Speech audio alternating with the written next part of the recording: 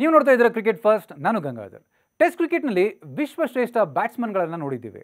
ಅದು Don Bradman, Vivian Richards, Garry Sobers, Sachin Tendulkar, Brian Lara, Rahul Dravid, VVS Laxman, Kumar Sangakkara, ಹೀಗೆ ಹೇಳ್ತಾ ಹೋದರೆ ದೊಡ್ಡ ಲಿಸ್ಟೇ ಸಿಗುತ್ತೆ.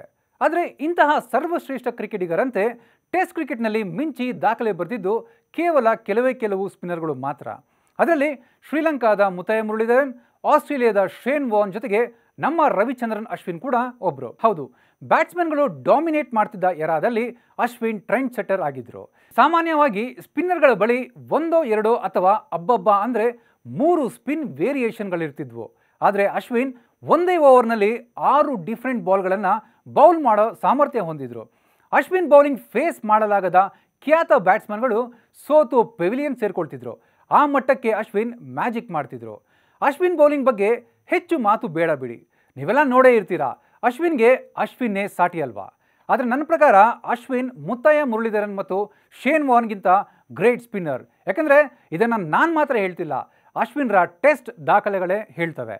ಅಶ್ವಿನ್ 106 ಟೆಸ್ಟ್ ಪಂದ್ಯಗಳಲ್ಲಿ 11 ಬಾರಿ player of the series award ಪಡೆದಿದ್ದಾರೆ. ಮುರಳೀಧರನ್ 133 ಪಂದ್ಯಗಳಲ್ಲಿ ಅಶ್ವಿನ್ರಷ್ಟೇ 11 ಬಾರಿ ಈ ಸಾಧನೆ ಮಾಡಿದ್ದಾರೆ. ಇಲ್ಲೇ ಗೊತ್ತಾಗುತ್ತೆ ಅಶ್ವಿನ್ ಮತ್ತು ಮುರಳೀಧರನ್ ನಡುವಿನ ವ್ಯತ್ಯಾಸ.